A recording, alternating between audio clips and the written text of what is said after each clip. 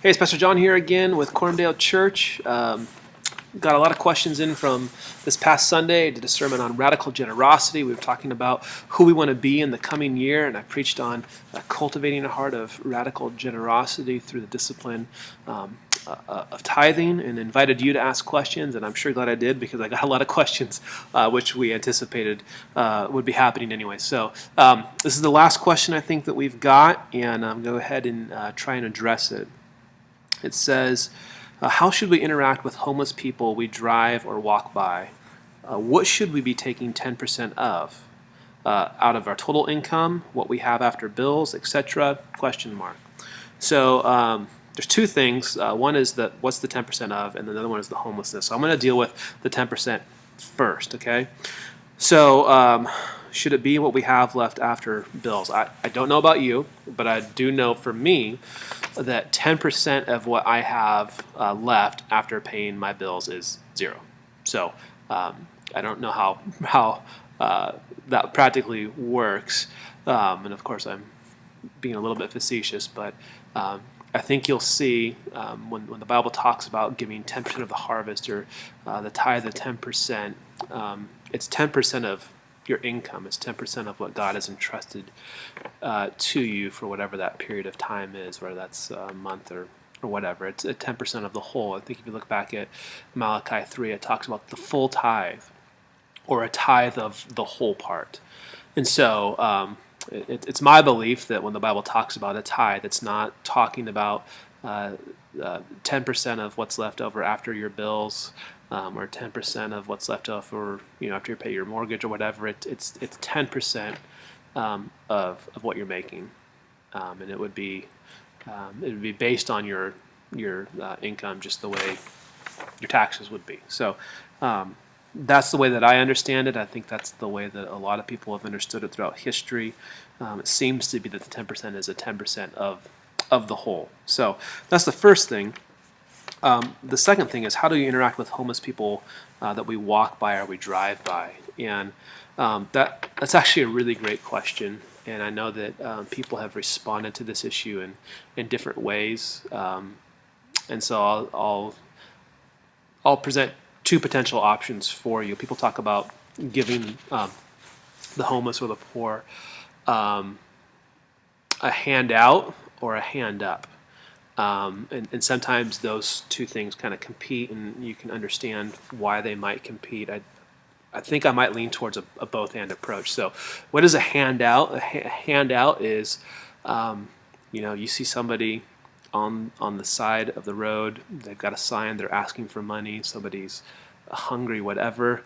A handout is just immediately addressing the need on the spot, no strings attached, just responding to the person in the need as it's presented to you. And I've done this a number of times. It's a great thing to do with your kids. I remember we were driving by with my daughter, and we saw a gal who was out with a sign trying to get money, and I said, hey, we're gonna go help her because God helps us, and we're gonna be generous to her and provide for her because God is generous to us and provides for us. And so we went, and it was a gal that I had met before. She lives in the woods near our building, and said hi to her, and she wanted money, and I rarely will give a person money. But I will ask, are you hungry? And she indicated that she was hungry, and so I took an order from her, and then I went and got her what she had wanted, and I brought it back for her and gave it to her, and she was grateful. And I've done that a number of times. Sometimes people want a hamburger, some people want a sandwich, people want a pizza. I bought an entire pizza for people before, or for a guy before who was out by Fred Meyer. I've gotten donuts, I've gotten coffees. I remember one guy I ran into in Seattle.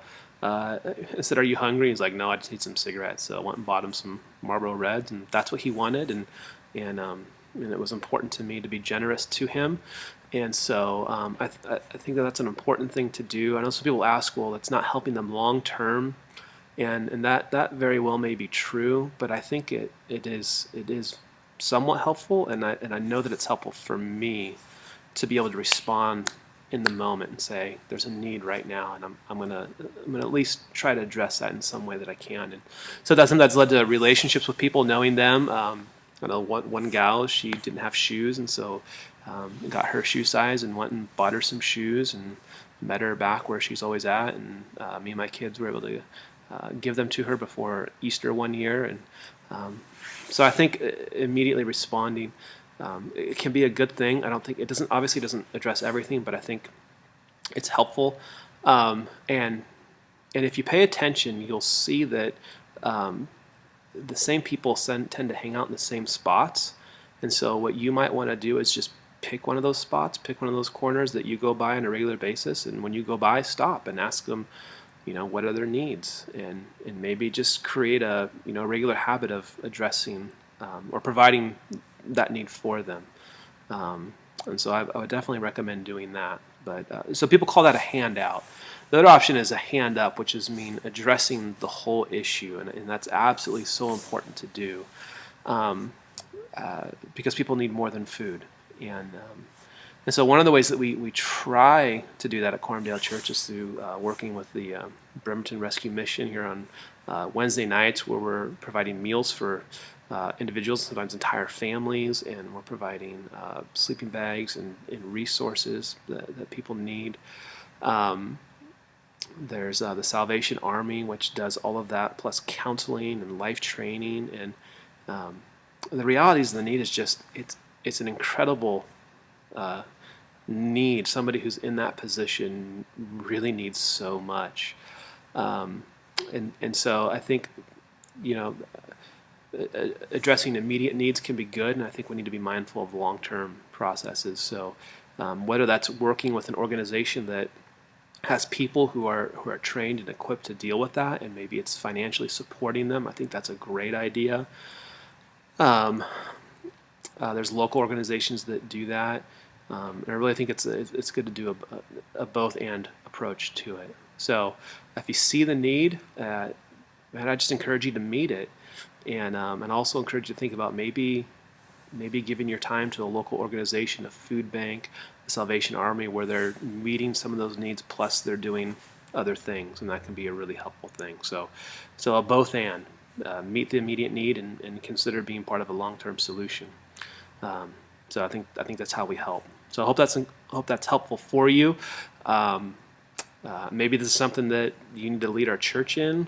I don't know. If you got more questions, though, I'd love to hear. My email is jon@cormdalechurch.org, and I will definitely get back to you as soon as possible.